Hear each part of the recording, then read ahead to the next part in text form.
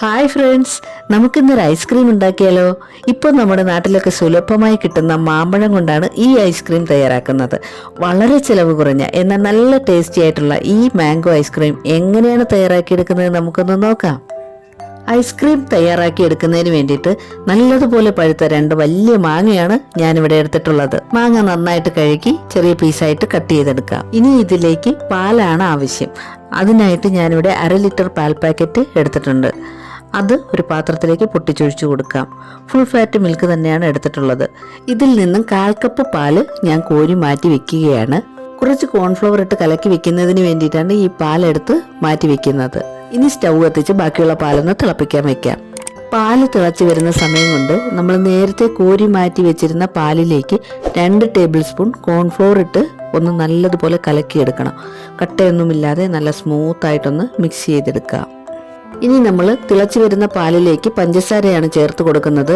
1/2 cup പഞ്ചസാര ഈ പാലിലേക്ക് ചേർത്ത് നല്ലതുപോലെ ഒന്ന് മിക്സ് ചെയ്യാം. പഞ്ചസാര നന്നായി അലിഞ്ഞു വരുമ്പോൾ നമ്മൾ നേരത്തെ പാലിൽ കലക്കി വെച്ചിരുന്ന കോൺഫ്ലവർ മിക്സ് ഒന്നുകൂടി അടിയിൽ കൂട്ടി ഇളക്കി ഈ തിളച്ച പാലിലേക്ക് ഒഴിച്ചു കൊടുക്കുക. അപ്പോൾ ശ്രദ്ധിക്കേണ്ട കാര്യം എന്തെന്ന് വെച്ചാൽ കോൺഫ്ലവർ മിക്സ് പതുക്കെ ഒഴിച്ചു കൊടുക്കുന്ന ഈ സമയത്ത് കൈയെടുക്കാതെ പാല് ഇളക്കിക്കൊണ്ടിരിക്കണം. അല്ലെങ്കിൽ അടിയിൽ പിടിച്ച് കട്ട കെട്ടാൻ സാധ്യതയുണ്ട്. ഇനി ലോ ഫ്ലെയിമിലേക്കാക്കി 2 മിനിറ്റ് സമയം ഇളക്കി ഇതൊന്ന് കുറുക്കിയെടുക്കാം. ഇപ്പോൾ കണ്ടില്ലേ, കുറുകി വന്നിട്ടുണ്ട്. ഇനി നമുക്കിത് സ്റ്റൗ ഓഫ് ചെയ്ത് തണുക്കാനായി മാറ്റിവെക്കാം. ഇത് തണുത്ത് വരുന്ന സമയം കൊണ്ട് നമ്മൾ നേരത്തെ കട്ട് ചെയ്ത് വെച്ചിരുന്ന മാങ്ങ മിക്സിയിൽ നന്നായിട്ടൊന്ന് അടിച്ചെടുക്കാം.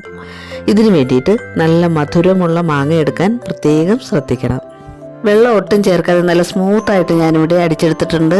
ഈ ഒരു കൺസിസ്റ്റൻസിയിൽ നമുക്കിത് കിട്ടണം. ഇപ്പോൾ കോൺഫ്ലവർ ചേർത്ത് കുറുക്കിയെടുത്ത പാൽ മിക്സ് നല്ലതുപോലെ തണുത്ത് വന്നിട്ടുണ്ട്. അതിലേക്ക് ഈ മാംഗോ പൾപ്പ് ചേർത്ത് മിക്സിയിൽ ഒന്നും കൂടി അടിച്ചെടുക്കണം. ക്വാണ്ടിറ്റി കൂടുതലായതുകൊണ്ട് ഞാനിത് 2 പ്രാവശ്യമായിട്ടാണ് മിക്സിയിൽ അടിച്ചെടുക്കുന്നത്. പകുതി മാംഗോ പൾപ്പും പകുതി പാൽ മിക്സും ചേർത്ത് ആദ്യം ഒന്ന് അടിച്ച് ബൗളിലേക്ക് മാറ്റിയ ശേഷം ബാക്കിയും കൂടി പഴയതുപോലെ അടിച്ചെടുക്കാം.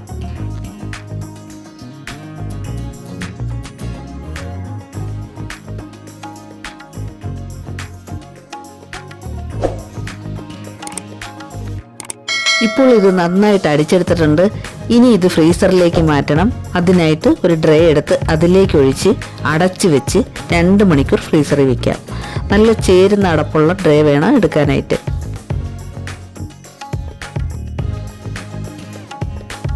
രണ്ട് മണിക്കൂറിന് ശേഷം ഫ്രീസറിൽ നിന്നും പുറത്തെടുത്തിട്ട് ഒരു പ്രാവശ്യം കൂടി മിക്സിയിൽ അടിച്ചെടുക്കണം.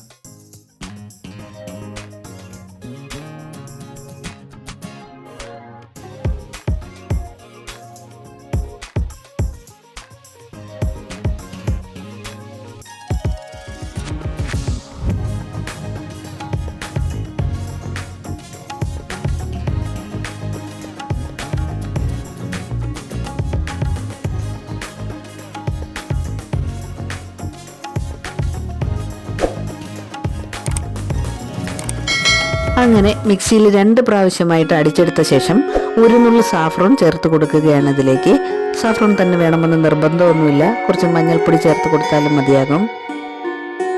സാഫ്രോൺ ചേർത്ത് നല്ലതുപോലെ ഇളക്കിയ ശേഷം ചെറുതായി അരിഞ്ഞ മാങ്ങാ കഷ്ണം കൂടി ചേർത്ത് കൊടുക്കാം.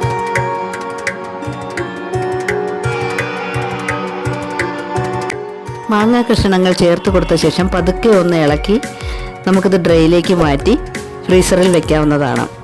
6 മണിക്കൂറെങ്കിലും, കുറഞ്ഞത് 6 മണിക്കൂറെങ്കിലും ഫ്രീസറിൽ വെക്കണം.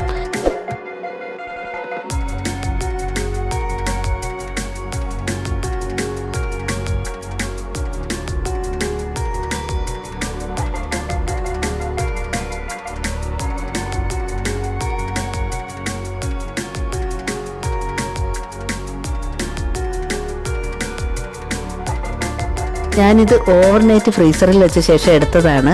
തുറന്നു നോക്കാം. നന്നായിട്ട് സെറ്റായിട്ട് കിട്ടിയിട്ടുണ്ട്. നോക്കൂ. ഇനി ഒരു 1/2 റൗണ്ട് ഷേപ്പുള്ള സ്പൂൺ കൊണ്ട് ഞാനിത് സ്കൂപ്പ് ചെയ്തെടുക്കുകയാണ്. സ്കൂപ്പറൊന്നും എൻ്റെ കയ്യിലില്ല, അതുകൊണ്ട് സ്പൂൺ വെച്ച് അഡ്ജസ്റ്റ് ചെയ്യുകയാണ്. എന്നാലും നന്നായിട്ട് കിട്ടിയിട്ടുണ്ട്. നല്ല റൗണ്ട് ഷേപ്പിൽ കിട്ടിയിട്ടുണ്ട്. നോക്കൂ. അപ്പോൾ നമ്മുടെ മാംഗോ ഐസ്ക്രീം ഇവിടെ റെഡി ആയിട്ടുണ്ട്. കുട്ടികൾക്കൊക്കെ ഒരുപാട് ഇഷ്ടപ്പെടുന്ന ഈ മാംഗോ ഐസ്ക്രീം വീട്ടിൽ തന്നെ തയ്യാറാക്കി അവർക്ക് കൊടുക്കാവുന്നതേ ഉള്ളൂ. ഞാൻ ഇതിൻ്റെ മുകളിലേക്ക് കുറച്ച് ചെറിയ ഫ്രൂട്ട്സൊക്കെ വെച്ചൊന്ന് ഗാർണിഷ് ചെയ്യുകയാണ്. നിങ്ങൾക്ക് വീഡിയോ ഇഷ്ടമാവുകയാണെങ്കിൽ ഷെയർ ചെയ്ത് നിങ്ങളുടെ അഭിപ്രായം കമൻറ്റ് ബോക്സിൽ അറിയിക്കാൻ മറക്കരുത്.